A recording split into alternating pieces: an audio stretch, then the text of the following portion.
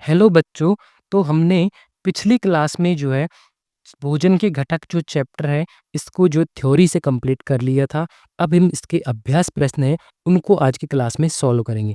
अभी तक आपने थ्योरी की क्लास नहीं देखी है तो आपको डिस्क्रिप्शन में जो है प्लेलिस्ट का लिंक मिल जाएगा, वहाँ से आप थ्योरी की क्लास को कंप्लीट कर लीजिए।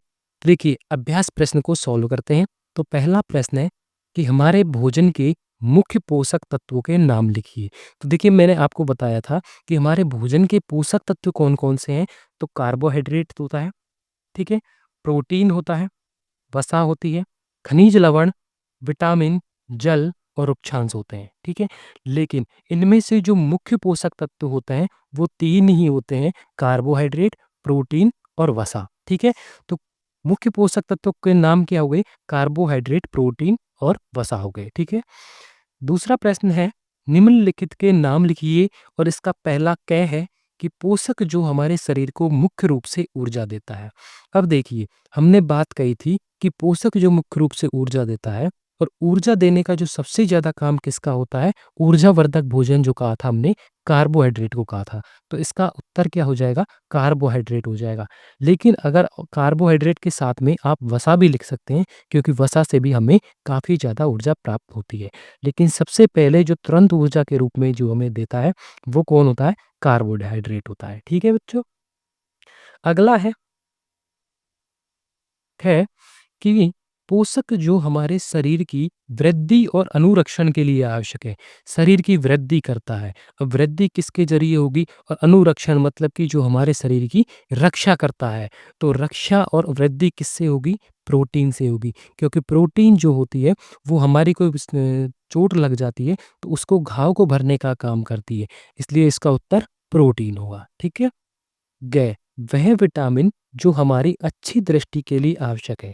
देखिए, हमने अब थ्योरी में पढ़ा था कि जब हमारे दिखाई देने की बात की जाती है, तो विटामिन ए की कमी से कौन-सा रोग होता है? रतौंधी रोग हो जाता है। तो दिखाई देने के लिए, अच्छी दृष्टि के लिए कौन-सा विटामिन आवश्यक है? विटामिन ए हमारे लिए ज़रूरी होगा, ठीक है?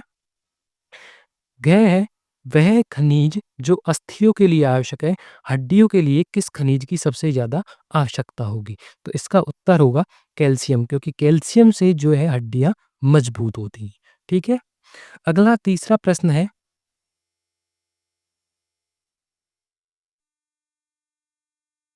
2 ऐसे खाद्य पदार्थों के नाम लिखिए जिनमें निम्न पोषक प्रचुर मात्रा में उपलब्ध होते हैं।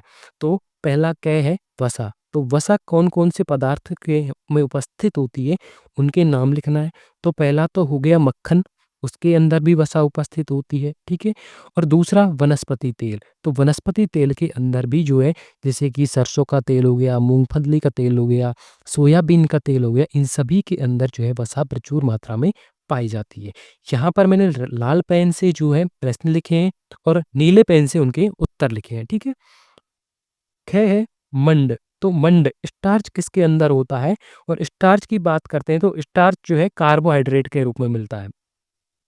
कार्बोहाइड्रेट को जो मुख्य रूप से किस में मिलता है? स्टार्च के रूप में। तो यहाँ पर कार्बोहाइड्रेट या मंड कौन-कौन से पदार्थों में पाया जाएगा? तो एक आलू के अंदर और दूसरा चावल के अंदर मिलेगा, ठीक है? अगला है ग।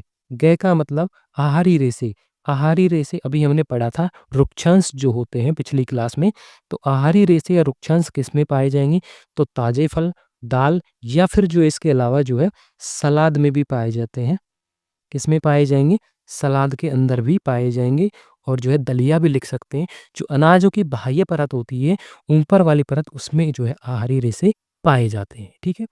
घ प्रोटीन। तो प्रोटीन किसके अंदर पाई जाएगी? तो प्रोटीन सोयाबीन के अंदर पाई जाती है, दालों के अंदर प्रोटीन्स पाई जाती है और पनीर के अंदर भी प्रोटीन पाई जाती है, ठीक है? प्रश्न 4, इनमें से सही कथन का चयन करो, मतलब कि आपको सही और गलत बताना है। कि कौन-सा कथन सही है और कौन-सा गलत है। जैसे कि क है, केवल चावल खाने से हम अपने शरीर की पोषण आवश्यकताओं को पूरा कर सकते हैं। तो केवल चावल खा कर के, तो चावल खाने से तो सिर्फ़ चावल से हमें कार्बोहाइड्रेट मिलेगा, तो चावल से हमें जो है प्रोटीन, वसा, खनिज लवण नहीं मिल पाएँगे, क्योंकि इसमें संतुलित आहार नहीं है। तो चावल खाने से हम अपने शरीर की पोषण आवश्यकताओं को पूरा नहीं कर सकते, तो ये क्या हो जाएगा? गलत हो जाएगा। ठीक है बच्चों? ख संतुलित आहार खाकर अभावजन्य रोगों की रोकथाम की जा सकती है। तो संतुलित आहार ले रहे हैं, आप दाल भी खा रहे हैं प्रोटीन के रूप में, आलू भी खा रहे हैं, चावल भी खा रहे हैं। इसके अलावा जो है आप जो है घी भी खा रहे हैं, मक्खन भी खा रहे हैं और जो है आप खनिज लवण जैसे कि कैल्शियम खा रहे हैं, पालक खा रहे हैं, जिसमें आयरन हमें ज़्यादा मिलता है। तो आप संतुलित आहार खाएँगे तो जो अभावजन्य रोग मतलब कि जो आप में कमी थी, कोई भी कमी थी और आप रोग से ग्रस्त से थे, तो उस रोग की रोकथाम की जा सकती है। तो बिल्कुल सही है, जब हम संतुलित आहार लेंगे तो जो भी रोग होगा वो जो है दूर हो जाएगा, उस रोग की रोकथाम हो जाएगी। ठीक है? सही हो जाएगा। ग शरीर के लिए संतुलित आहार में नाना प्रकार के खाद्य पदार्थ होने चाहिए। बिल्कुल सही बात, हमने जब संतुलित आहार की बात की थी, तो उसमें जो है जैसे कि चावल भी खा रहे हैं, दाल भी खा रहे हैं, चपाती भी होनी चाहिए, सलाद भी होना चाहिए और साथ में दूध भी होना चाहिए या फिर दही होना चाहिए, तो सभी तरीके के और घी भी होना चाहिए।